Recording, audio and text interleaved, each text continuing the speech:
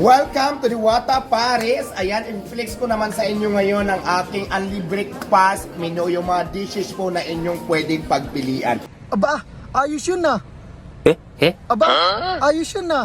Si Diwata, may breakfast only. Aba, ayos yun na. Si Diwata, may only breakfast na.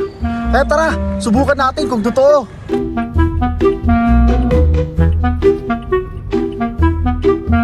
Aba, ayos ah. Dito pa lang makikita mo na nga na totoo na mayroong only breakfast si Diwata. Kaya tara, pasukin na natin to.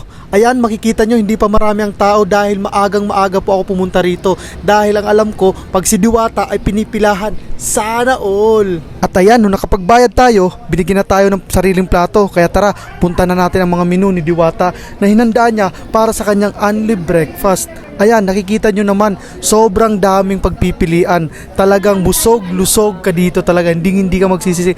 By the way pa nga pala, para sa kalaman ng lahat, is Saturday, Sunday lang po itong breakfast ni Diwata. Tama po yung narinig nyo, every Saturday at saka Sunday lamang po ito. Kaya pumunta na kayo kung gusto nyong masubukan ang only breakfast ni Diwata. Hindi kayo magsisisi dahil sobrang dami kayong pagpipilian. Busog na busog kayo, kaya tara, subukan na natin to. Ito nga pala ang kinuha ko, kaya tara, kumain na tayo. Let's go! Alam nyo ba na pag once 5 years old below ay libre na dito sa only breakfast ni Diwata? Tama, kaya kung ikaw ay may anak na 5 years old below, or kapatid man yan, or pamangkin, isama mo na rito. Sayang, wala akong anak at saka wala pa akong kapatid na 5 years old below. Kaya guys, kung mayroon kayong kapatid at pamangkin, ipunta nyo na, isama nyo na rito. At habang nag-vlog pala ako rito, nandito din pala yung mga vlogger ni Diwata, yung mga kaibigan niya. Ayan, ipakita ko sa inyo. Hello guys, si Mama Diwata.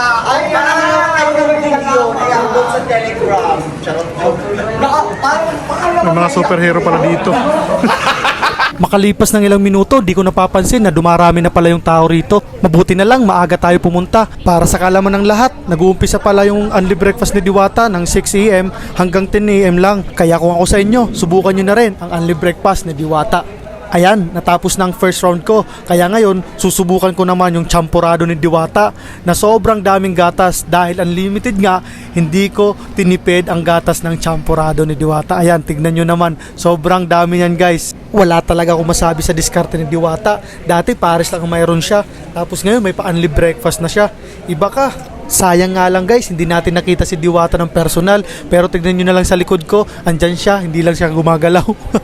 Ayan guys, so hindi mabubuo yung breakfast natin ngayong umaga kung hindi natin titikman ang nag-iisang Paris ni Diwata. Yan guys, tignan nyo, unlimited din to. Kaya ayan, sinulit ko na, hindi ko na pinalagpas ang pagkakataon nito na matikman ang Paris overload ni Diwata. Sana makita natin si Diwata sa personal.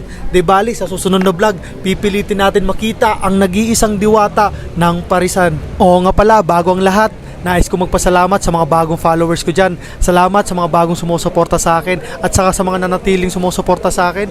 Dyan lang po kayo, huwag kayong mawawala dahil marami pa tayong vlog na pagsasama-samahan.